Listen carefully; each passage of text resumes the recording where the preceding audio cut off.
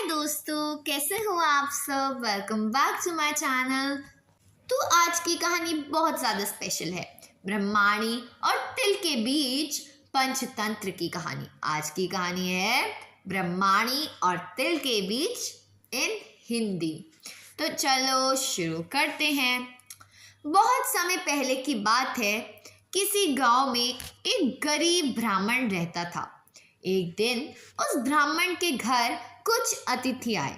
ब्राह्मण की स्थिति इतनी खराब थी कि उन अतिथियों को खिलाने के लिए घर में अनाज तक नहीं था। उस स्थिति को लेकर ही ब्राह्मण और उसकी पत्नी के बीच थोड़ी कहासुनी होने लगती है। ब्रह्माणी कहती है, तुम्हें पेट भरने योग्य अनाज कमाना भी नहीं आता है। इसका नतीजा है कि आज घर में अतिथि आ खड़े हुए हैं और हमारे पास उन्हें खिलाने के लिए कुछ भी नहीं है।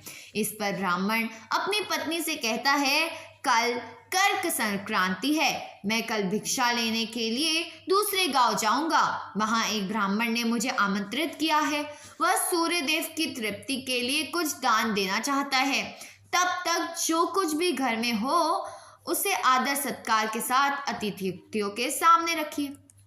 ब्राह्मण की यह बात सुनकर ब्रह्माणी कहती है, तेरी पत्नी होकर मैंने कुछ सुख ही नहीं भोगा है। न कभी खाने को मेवा मिष्ठान मिला, न ही ढंग से वस्त्र और आभूषण। आज तू कह रहा है कि जो भी घर में पड़ा हो वो अतिथियों के समक्ष रख दो। जब कुछ है ही नहीं तो मैं उनके समक्ष क्या रखूं? पड़े हैं तो बस एक मुट्ठी तिल। तो क्या अतिथियों के सामने सूखे तिल रखना अच्छा लगेगा? पत्नी की यह बात सुनकर ब्राह्मण कहता है, ब्रह्माणी, तुम्हें ऐसा बिल्कुल भी नहीं कहना चाहिए। कारण यह है कि इच्छा के अनुसार किसी भी मनुष्य को धन की प्राप्ति नहीं होती है।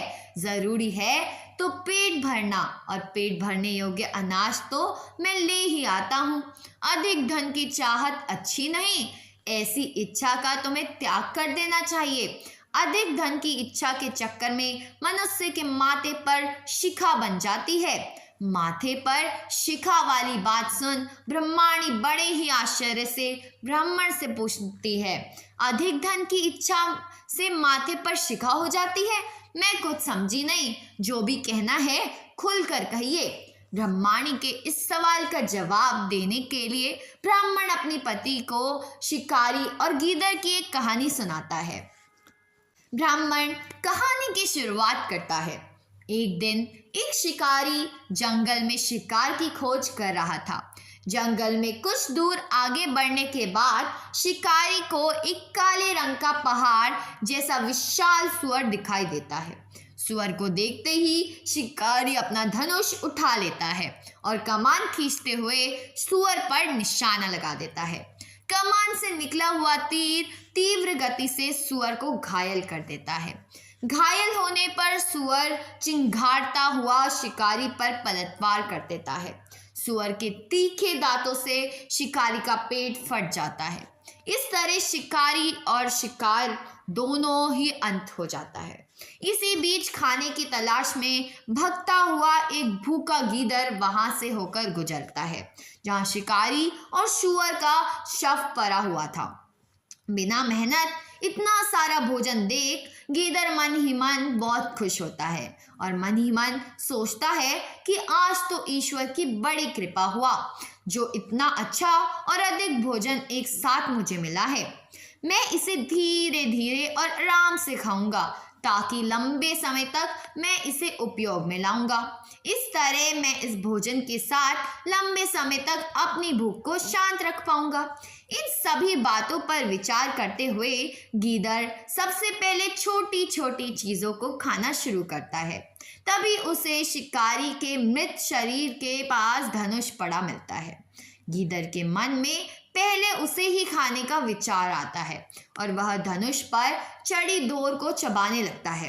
गीदड़ के चबाने से धनुष पर चढ़ी डोर टूट जाती है और डोर के टूटने से धनुष का एक सिरा वेग के साथ गीदड़ के माथे को भेदता हुआ ऊपर से निकल जाता है। गीदड़ के माथे को भेदकर धनुष का जो सिरा गीदड़ के सिर पर निकल जाता है। वह ऐसा प्रतीत होता है कि मानो गीदड़ के माथे पर शिखा निकल आई हो। घायल होने के कारण कुछ देर बाद गीदड़ की भी मौत हो जाती है। इतना कहते हुए ब्राह्मण कहता है, ब्रह्माणी, इसलिए मैं कहता हूँ कि जरूरत से अधिक लोभ से माथे पर शिखा आ जाती है।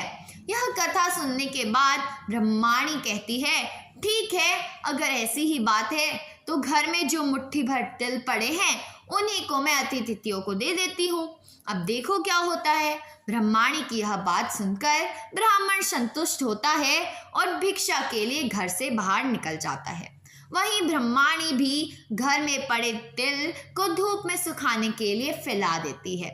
तभी कहीं से एक कुत्ता आ जाता है और उन साफ तिलों पर पेशाब कर देता है, जिससे सभी तिल खराब हो जाते हैं। तिल के खराब हो जाने पर ब्रह्माणी काफी परेशान हो जाती है और सोचती है, यही तो तिल थे जिन्हें पकाकर मैं अतिथियों को खिला देती। अब मैं क्या करूं? काफी देर सोचने के बाद ब्रह्माणी को एक तरीका सोचा। उसने सोचा कि अगर वह गंदे तिलों के बदले साफ तिल देने की बात कहेगी तो कोई भी आसानी से मान जाएगा। साथ ही किसी को भी इन तिल के खराब होने की बात पता नहीं चलेगी।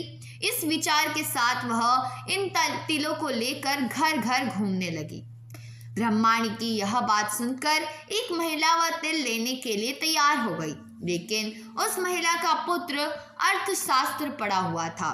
उसने अपनी माँ से कहा कि इन तिलों पर जरूर कोई ना कोई खोट होगी, वरना कौन साफ सुथरे तिल को गंदे तिलों के बदले देने के लिए तैयार होगा।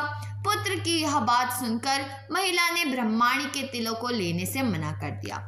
तो कहानी से हमें यह सीख मिलती है, हमारे पास जो भी होता है हमें उसी से सुखी रहना चाहिए। किसी के पास ज़्यादा चीज़ देखकर दुखी नहीं होना चाहिए। तो दोस्तों, आज की कहानी यही थी। मिलते हैं अगली वीडियो में। आप कमेंट में बताएं कि क्या आपको भी कभी कभार लगता है कि हमें ज़्यादा पैसा होना चाहिए, हमें ज़्यादा कमाई करनी चाहिए, लेकिन अगर लगता है तो आप कैसे उसको सॉल्व करते हैं, मतलब what you do to solve that problem, so do you face it। तो ये मेरा क्वेश्चन है, कमेंट में जल्दी से लिख के बताइए yes और no। तो अगर आपको अपने आप में कंट्रोल है तो वेल एंड गुड है, बट हम भी ह्यूमंस हैं, हर ह्यूमन को अपने आप में कंट्रोल नहीं होता है। तो चलो मिलते हैं अगली वीडियो में। कहानी अच्छी लगी हो तो कहानी को लाइक करिए, चैनल को सब्सक्राइब करिए और वीडियो को ज़्यादा से ज़्यादा शेयर कीजिए, जिससे सबको इस कहानी का पता चले, क्योंकि ये कहानी बहुत रोमांचक है, मेरे को बहुत पसंद आती है और आशा करती हूँ कि आपको भी बहुत पसंद आई होगी। Bye bye.